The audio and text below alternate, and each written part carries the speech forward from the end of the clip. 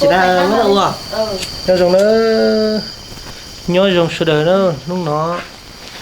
cho các tàu là chỉ trồng cái tí sữa đời nó nói nhiều chúc mừng sinh nhật con. Happy birthday to you. Happy birthday, happy birthday, happy birthday to you. Tiếc lắm. Chúc mừng sinh nhật con nhá. Chúc mừng sinh nhật con trai của bố mẹ. Càng ngày càng học tốt và thi đỗ trường năm cuối năm nay nhá, hè này nhá, hè này là phải thi đỗ nha. Các bạn nhỏ xinh xinh. Đây có mấy anh em bạn bè. Nhà rong ấy phải cái gì đó, mày này một cái rong xà, mày nó nhiều. Để thấy nhớ nó, để thấy nhớ tổ hay là tôi. Tổng diện nó xong nó một cái chỉ xong tôi là sẽ hiện này. Là cái tì này tao cá tuyển rồi, cái rong xà nó là mình hình tao cái kia.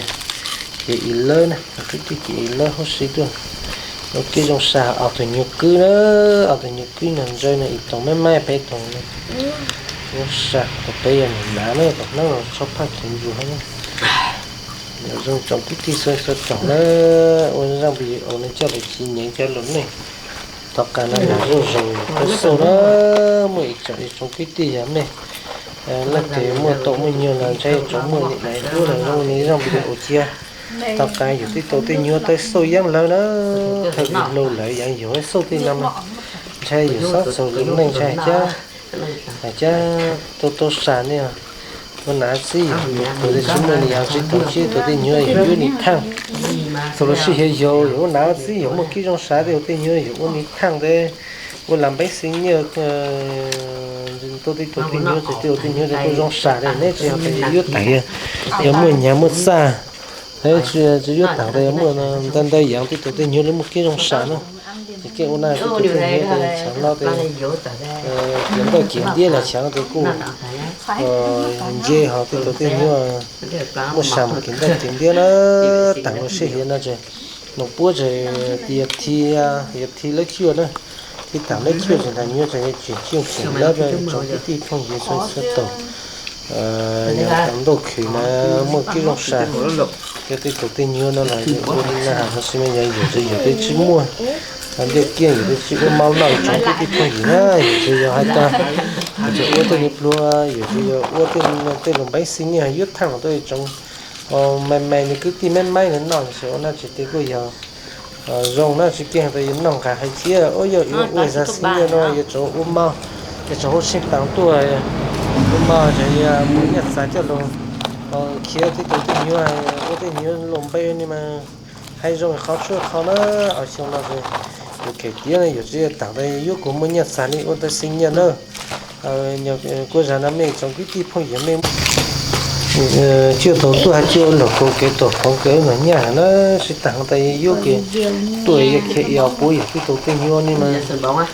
mà giờ thì cô già đây giờ số kia trong số tôi rong nó chơi trong cái tổ tiên nhiều nữa còn cái hàng là tôi trong cái gì ở đây vậy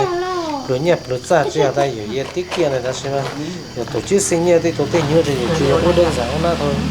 đây là cháu ôn tiền là luôn mà ở bên trong mà họ chỉ tăng tiền nói cho cái sai tổ tiên nhiều nhưng mà có tiền nhiều nhưng mà giờ chiều năm mà giờ câu sản nó có tô lên cái tiền của mình chỉ ở đây giờ chưa cho là lăng ba là xem bây giờ số kia nhập bên cho tao sản nó tiền mong thì sinh nhật là nó mà giờ thay tùy hết mà thay tùy chúng chợ bua bể bua ini bua đây là dùng chỉ sản là dùng đi món nào tới trồng mau nên là tổ nên sao như thì làm một chút ta đấy giờ giờ đây sang tiền là lồng nó chơi trong cái tiền nhà cho tao sản nhà tiền rồi thì là giờ mua cái trong sản chút sản cái tiền nhiều đây thì này hay giờ truyền thống giờ sáng tua ta nhập cả đấy cho lồng nào thì ok bây giờ họ ta giờ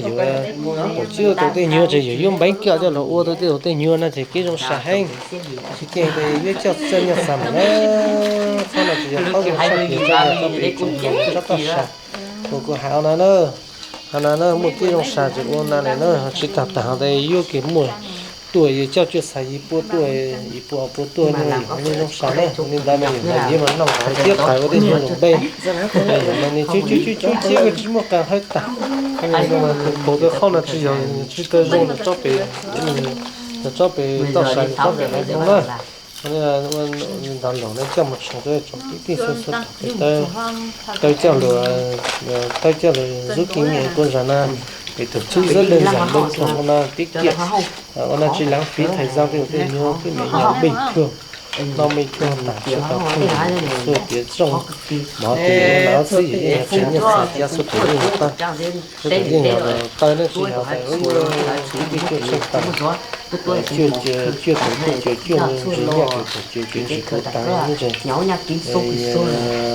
rong nó chỉ là về yêu của chân nó sản xuất còn hơn cái này rồi trong cái số số tổ ra ngoài trời làm này còn rồi trong cái đầu ra tổ nhà số là cam đồ khứ này nhà số cái số tổ chuyển số kiến đọc cảnh nhà trong đó trong đây là số đồng bé tua số là chính xác là số ly của dòng bây giờ ổn nó ở trong đây đó cái con ơi cái con bye bye nè chào khán giả nào bye bye nhá chào khán giả nào ô thế người đẹp ơi mẹ ơi chào khán giả bye nhé chào khán giả đây có phải chào đây này rất là chị